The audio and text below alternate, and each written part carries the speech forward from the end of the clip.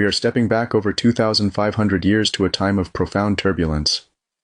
Imagine a China fractured into warring states, where the old social contracts had dissolved, and violence was the primary language of politics. It was the spring and autumn period, a time when the very concept of civilization seemed on the brink of collapse. Into this chaos stepped a man named Chu, known to the world as Confucius. He was not a conqueror. He had no standing army, no divine mandate, and no magical powers. In fact, by many standards of his time, he was a failure. He spent his life traveling from court to court, rejected by rulers who preferred the quick fix of force over the slow work of virtue. He died believing his mission had ended in disappointment. Yet, paradoxically, that failure became the bedrock of East Asian civilization for 2.5 millennia. Why? Because Confucius offered a radical alternative to the violence of his age. While others sought to control people through fear and strict laws, he argued that true order comes from within. He believed that if we cultivate our own character, if we learn to be Ren, benevolent, to practice Li, proper ritual, and to honor our families, we don't just improve ourselves, we heal society. Alright, so here's someone you need to know about. Not because he conquered empires or built monuments, but because he figured out something that would shape how billions of people think about being human. Confucius, 551 to 479 BCE, China's spring and autumn period, which sounds peaceful, but was anything but. Picture this: kingdoms constantly at war, social order collapsing, people wondering if civilization itself might just fall apart. And into this chaos walks this guy who thinks the answer isn't bigger armies or stricter laws. The answer, he says, is becoming better people. Now, Confucius wasn't born into power. He held some minor government positions, nothing spectacular. But what he really did, what earned him the title first teacher, was gather students and teach them how to live. Not just survive, but live with purpose, with virtue, with genuine humanity. His disciples took notes. They compiled his wisdom into what we call the Analects. And those conversations, those questions and answers between a teacher and his students, became the philosophical foundation for entire civilizations, for over 2,500 years. But here's what makes it stick. He didn't write a manifesto. He didn't claim divine revelation. He spoke in fragments, in metaphors, in responses to specific situations. That's why the Analects read less like a textbook and more like overhearing a wise man at dinner. But we need to understand why his ideas caught fire. Because they didn't emerge in a vacuum, they were a direct response to crisis. The spring and autumn period was chaos. I'm talking about a time when the old feudal order was crumbling, when different states were constantly fighting, when people didn't know what rules applied anymore or who to trust. It was the kind of era that makes people desperate for answers, and answers came. This period gave rise to what historians call the 100 schools of thought, competing philosophies all trying to solve the same problem. How do we fix this broken society? Some said, more laws, stricter punishments. That's legalism, rule through fear and control.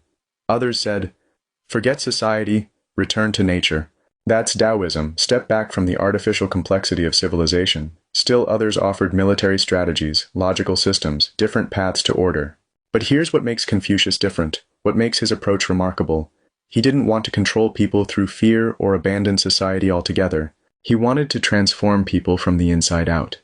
He believed, and this is radical, that if you could cultivate virtue in individuals, if you could teach people to genuinely care about each other and act with proper conduct, you wouldn't need harsh laws or authoritarian control. Social harmony would emerge naturally from cultivated character. Think about that. In an age of violence and disorder, he's proposing that the solution is education and moral development. Not force. Not manipulation, genuine human goodness carefully cultivated through teaching and practice. And the crazy thing, it worked. His ideas became central to Chinese culture, governance, and social structure for over 2 millennia. They shaped Korea, Japan, Vietnam. They influenced how hundreds of millions of people thought about family, duty, leadership, and what it means to be human. All because one teacher in one chaotic era believed that people could be better than they were, and showed them how. So if Confucius is going to transform society from the inside out, he needs to start with something fundamental. And for him, that something is Ren. Now, this character, Ren, is fascinating. It combines the symbol for person with the symbol for two. Think about that. Humanity isn't something you achieve alone. It's inherently relational. It's about how you treat other people. Ren gets translated as benevolence, humanness, compassion, but really, it's bigger than any single English word. It's the quality that makes us genuinely human.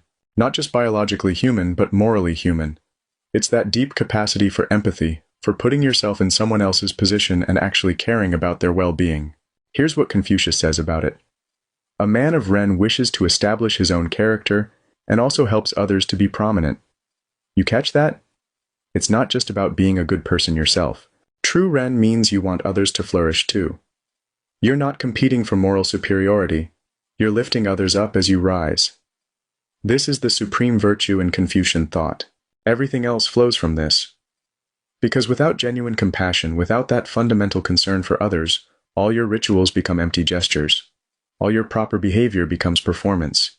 You might look virtuous from the outside, but you're hollow inside. Confucius understood something profound. You can't legislate goodness into people. You can't force someone to care. But you can cultivate it. You can teach it. You can model it.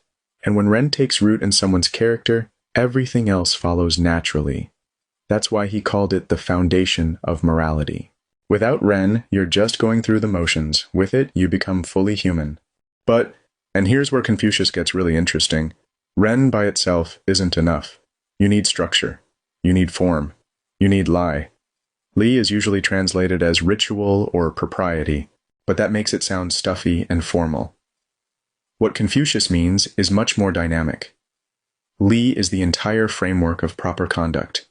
How you behave in relationships, how you show respect, how you navigate social situations, how you perform ceremonies, how you interact with family, friends, authorities. It's the structure that gives your inner virtue outward expression. Now here's the brilliant part. The thing that shows Confucius wasn't just some rigid traditionalist. He believed that practicing Li actually transforms you. It's not just about following rules for the sake of rules. When you consistently practice proper conduct, when you bow respectfully, when you speak courteously, when you perform rituals with genuine attention, you're training your character. Think of it like muscle memory, but for virtue. You practice the external forms, and gradually they shape your internal reality. The respect you show externally becomes genuine internal respect. The care you demonstrate in ritual becomes authentic care in your heart. This is why Confucius thought that when people truly internalize Li, society needs fewer laws and punishments. Harmony emerges organically. You don't need police on every corner if people have cultivated the habit of treating each other properly. But, and this is crucial, Li without Ren is worthless. If you're just going through the motions, if there's no genuine compassion behind your proper behavior, you're a hypocrite. You're performing virtue rather than embodying it. That's the balance Confucius is after. Ren provides the heart, the genuine concern for others. Li provides the form, the structured way to express that concern. Together they create what Confucius calls the Junzi, the superior person, the exemplary human being. One without the other fails. Ren without Li is formless compassion that doesn't know how to act. Li without Ren is empty ritual that looks good but means nothing. But when you bring them together, when you have genuine compassion expressed through proper conduct, that's when you start to see what Confucius envisioned. Individuals who naturally create harmony wherever they go, not because they're forced to, but because virtue has become their second nature. And that's not just philosophy. That's practical wisdom for building a society where people actually want to live. Alright, so we've got Ren, genuine compassion, and Li, proper conduct. But where does all this moral cultivation actually begin? Where's the training ground for becoming a virtuous person? For Confucius, the answer is crystal clear. It starts at home. With your family, specifically with Xiao, filial piety. Now I know filial piety sounds ancient and maybe a bit foreign to modern ears. But stay with me, because what Confucius is talking about here is actually the root system for all human relationships. Xiao means deep respect and devotion to your parents and ancestors. But it's not just abstract respect. It's lived, practical, daily care. It's obedience when you're young. It's taking care of your parents when they're old. It's honoring their memory after they're gone. It's remembering where you came from and who made your existence possible. Here's Confucius's logic, and it's pretty compelling. If you can't learn to care for the people who gave you life, who raised you, who sacrificed for you, the people right in front of you, how are you going to care about strangers? How are you going to develop genuine compassion for society at large? Family is the laboratory for virtue. It's where you first learn what it means to put someone else's needs before your own. Where you learn patience, sacrifice, loyalty, love that isn't based on what you get in return. And this isn't just theory for Confucius. Throughout East Asia, you still see this lived out. Qingming Festival, Tomb Sweeping Day, where families visit ancestral graves, clean them, leave offerings. Not because they think their ancestors need food, but because remembering matters. Because gratitude matters. Because recognizing that you're part of something larger than yourself matters. Confucius's birthday is celebrated as Teacher's Day in many Asian countries. Why? Because the relationship between teacher and student mirrors the parent-child relationship. Both are about transmission, passing on wisdom, values, ways of being human. But here's what's really interesting. Confucius isn't saying family comes before everything else no matter what. Remember, this all has to be grounded in Ren, genuine compassion and righteousness. If your parents ask you to do something immoral, you don't just obey blindly. You respectfully try to guide them back to virtue. Xiao isn't about blind obedience. It's about recognizing that our capacity for moral relationship begins in the family and radiates outward. Master the art of caring for your parents, and you've laid the foundation for caring about your community, your society, humanity itself. It's the root of harmony. And without strong roots, nothing grows properly. So here's the question. If you cultivate Ren, practice Li, honor Xiao, what do you become? What's the goal of all this moral development? Confucius calls it the Junzi, usually translated as the superior man or the gentleman. But really, we're talking about the exemplary human being, the person who embodies what it means to be fully, authentically human. And here's what's revolutionary about this concept. The Junzi isn't superior because of birth or wealth or power. You don't become a Junzi by being born into the right family or accumulating money or conquering territory. You become a Junzi through moral cultivation, through character development, through genuine virtue. In Confucius's time, Junzi literally meant son of a ruler. It was a term for nobility. But Confucius takes this aristocratic term and democratizes it. He says, essentially, real nobility has nothing to do with your bloodline. It's about who you are as a person. Look at what defines the Junzi. Wisdom. Deep understanding of moral principles, not just book knowledge. Righteousness. Unwavering commitment to what's right, even when it's difficult or unpopular. Courage, the strength to stand by your convictions when everyone else is compromising. Benevolence, that compassion toward all beings we talked about with Ren. The Junzi lives by principles rather than personal gain. When everyone else is asking, what's in it for me? The Junzi is asking, what's the right thing to do? And here's the thing about the Junzi that makes this so practical. They lead by example. They don't need to force people to follow them.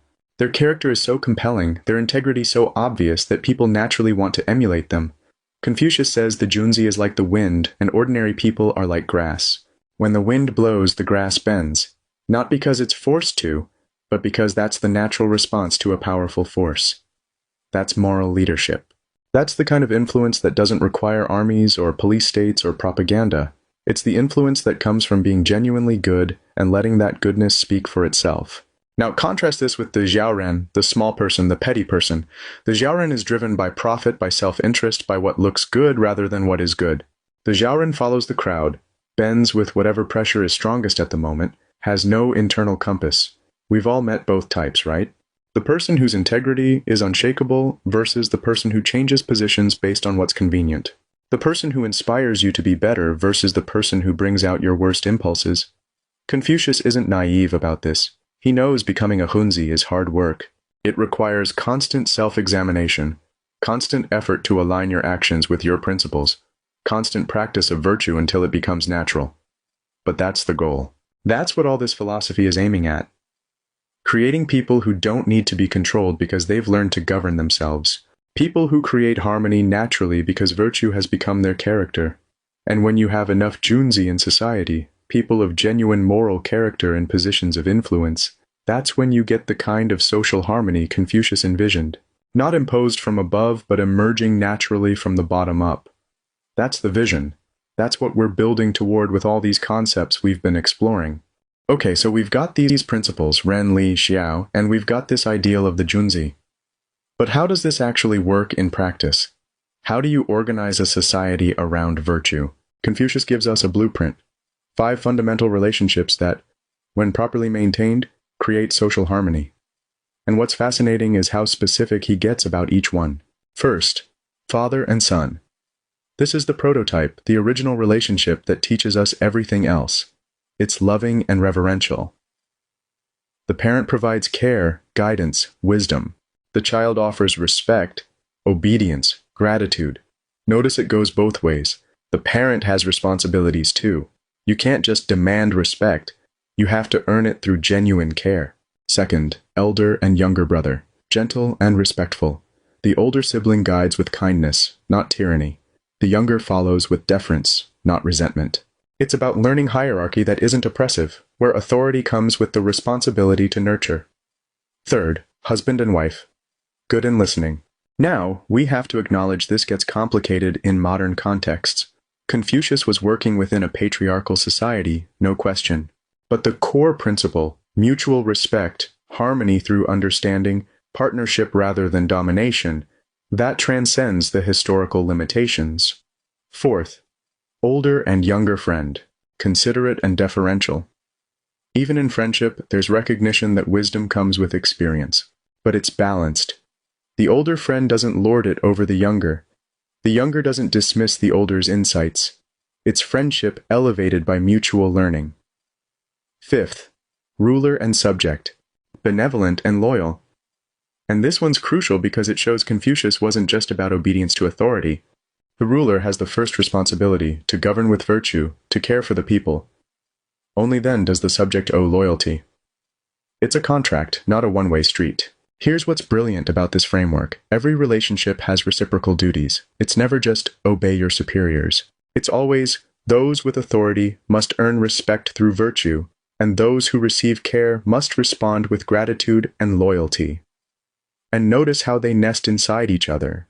You learn respect in the family, then extend it to friends, then to society, then to governance. Each relationship trains you for the next level of social complexity. But here's the thing nobody talks about enough. These aren't rigid rules. They're dynamic relationships that require constant attention and adjustment. The father-son relationship changes as the son grows up. The ruler-subject relationship depends entirely on whether the ruler is actually governing virtuously. Confucius understood that social harmony isn't about everyone staying in their place forever. It's about everyone fulfilling their role with genuine virtue, and those roles evolving as circumstances change. When these 5 relationships function properly, when they're grounded in Ren and expressed through Lai, you get what Confucius called the Great Harmony. Not uniformity, not everyone being the same, but everyone contributing their unique role to the larger symphony of society. And when they break down, when fathers abuse rather than guide, when rulers exploit rather than serve, when friends betray rather than support, that's when you get the chaos Confucius witnessed in his own time. These relationships are the architecture of a functioning society. Get them right, and everything else follows. So let's talk about what actually happened with these ideas. Because this isn't just ancient history, this is a living tradition that shaped civilizations. Chinese civilization. For over 2 millennia, Confucianism was the foundation of Chinese culture. The imperial examination system, which selected government officials based on their knowledge of Confucian texts, lasted from the 7th century until 1905. Think about that. For over 1,000 years, if you wanted political power in China, you had to master Confucian philosophy. That's not indoctrination, that's a civilization saying, we want our leaders to be scholars of virtue, not just warriors or aristocrats. The system had its flaws, absolutely. But the core idea, that governance requires moral education, that's remarkable. Confucianism shaped education systems, family values, social etiquette, concepts of duty and honor. It became so woven into the fabric of Chinese culture that it's hard to separate Confucian influence from Chinese identity itself. Regional influence, but it didn't stop at China's borders. Korea adopted Confucianism and in some ways became even more Confucian than China. The emphasis on education, on respect for elders, on social harmony, these became defining features of Korean culture. Japan integrated Confucian principles with Buddhism and Shinto, creating a unique synthesis. The samurai code of Bushido, heavily influenced by Confucian concepts of loyalty, duty, and proper conduct. Vietnam, despite centuries of resistance to Chinese political control, embraced Confucian philosophy. It shaped Vietnamese family structure, education, and social organization. Across East Asia, you see common threads: high value placed on education, deep respect for teachers, strong family bonds, emphasis on social harmony over individual assertion, belief that moral cultivation is everyone's responsibility. Modern relevance. Now here's where it gets really interesting. In the 20th century, Confucianism took some hits. Revolutionary movements in China blamed it for holding the country back. Modernizers argued it was incompatible with democracy and individual rights. But something fascinating happened. As East Asian economies boomed, Japan, South Korea, Taiwan, Singapore, and now China, scholars started asking, what cultural factors contributed to this success? And they kept coming back to Confucian values. The emphasis on education?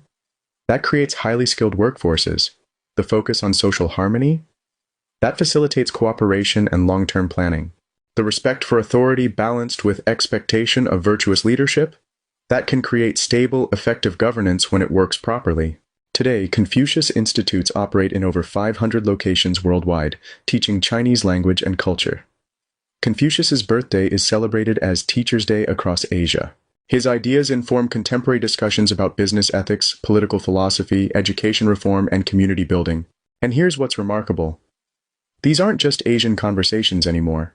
Western philosophers and ethicists are increasingly engaging with Confucian thought, finding insights that complement or challenge Western ethical traditions.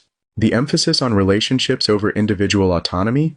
That's offering alternatives to Western individualism. The focus on virtue cultivation rather than rule following? That's enriching contemporary virtue ethics. The belief that education shapes character, not just knowledge? That's influencing educational philosophy worldwide. Confucius lived 2,500 years ago in a chaotic corner of ancient China. But his ideas about what makes us human, how we should treat each other, and how society can achieve genuine harmony, those ideas are still shaping how billions of people think about morality, leadership, and the good life. That's not just historical influence, that's philosophical immortality.